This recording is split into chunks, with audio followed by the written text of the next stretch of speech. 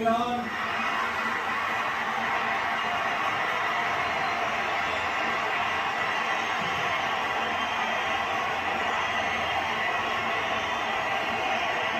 சட்டப்படி அமைக்கப்பெற்ற இந்திய அரசியல் அமைப்பின்பால்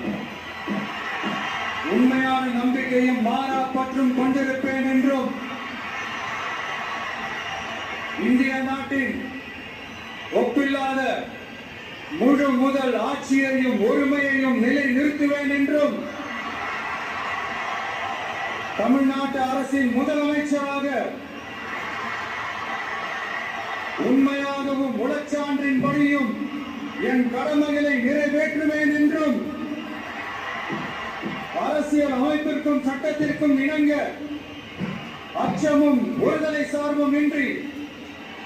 விருப்பு வெறுப்பை விலக்கி